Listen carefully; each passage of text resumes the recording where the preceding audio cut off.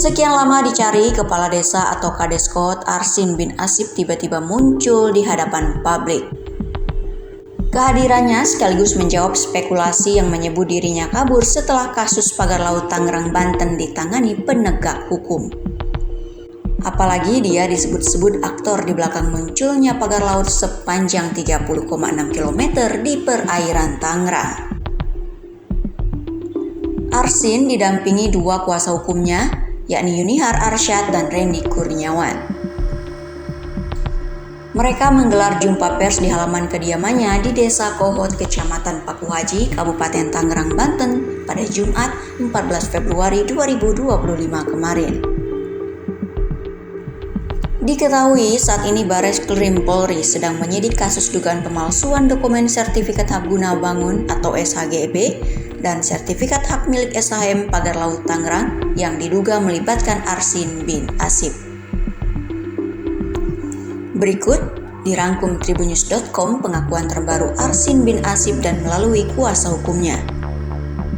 1. Jam tangan emas. Saat konferensi pers di rumahnya, Arsin bin Asib terlihat mengenakan baju muslim putih peci hitam dan sarung. Jam tangan mewah berwarna emas terlihat melingkar di tangannya. Berbeda saat dirinya menyambut kedatangan Menteri ATR BPN Nusron Wahid di Desa Kohot pada beberapa minggu lalu, raut wajah Arsin kini terlihat lesu. Tak hanya terlihat lesu, Arsin juga terlihat batuk terus-menerus saat konferensi pers berlangsung. Ia tampak sering minum air putih saat konferensi pers guna meredakan rasa gatal di tenggorokannya. Atas hal itu pun membuat dirinya enggan menjawab pertanyaan dari awak media. Menurut kuasa hukumnya, kondisi Arsin bin Asib sedang kurang sehat. Kondisinya kurang sehat, tentu ini karena proses yang beliau harus ikuti, kata kuasa hukum Arsin Yunihar. 2. Disodori obat saat diperiksa polisi. Seusai konferensi pers, awak media juga mencoba untuk menghampiri Arsin dan berbincang dengannya. Dalam momen itu, Arsin mengaku bahwa dirinya sedang tidak enak badan. Saya lagi kurang sehat kemarin pas pemeriksaan di Bareskrim, sempat dikasih obat di sana, ujar Arsin. Tak hanya itu, Arsin mengaku berat badannya turun hingga 10 kg.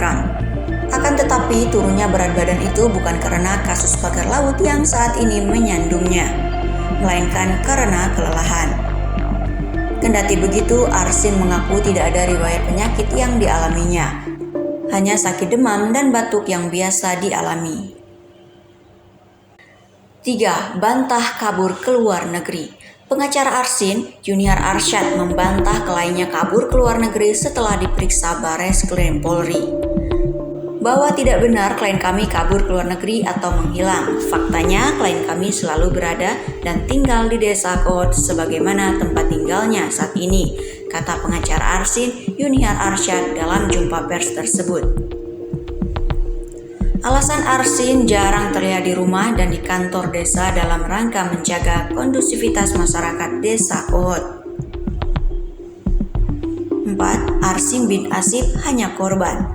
Dalam kesempatan itu, Arsin mengaku dirinya pun menjadi korban dalam perkara tersebut. Dia menilai hal itu terjadi akibat dari ketidakhati-hatian dirinya dalam melakukan pelayanan publik di Desa Kohot. Bahwa saya juga adalah korban dari perbuatan yang dilakukan oleh pihak lain. Tentunya ini terjadi akibat dari kekurangan pengetahuan dan ketidakhati-hatian yang saya lakukan dalam pelayanan publik di Desa Kohot, kata Arsin dalam jumpa pers.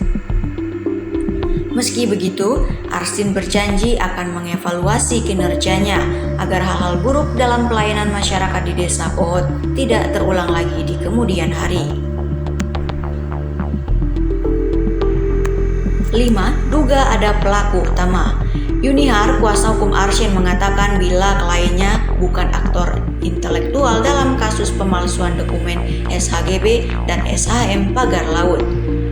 Yunihar mengungkap ada dua sosok berinisial SP dan C yang menjadi pihak ketiga di balik munculnya pagar laut di pesisir Tangerang.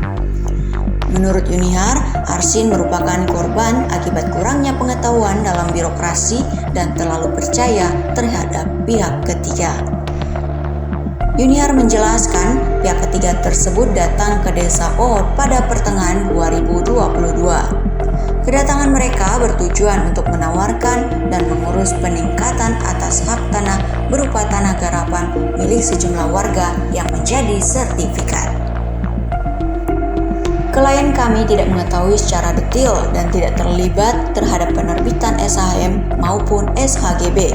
Klien kami menduga itu semua dilakukan dan diurus oleh pihak ketiga tadi, ujar Yunihar. Yunihar berharap untuk mengedepankan asas praduga tidak bersalah sampai kemudian putusan pengadilan keluar dalam kasus Pagar Laut Tangerang.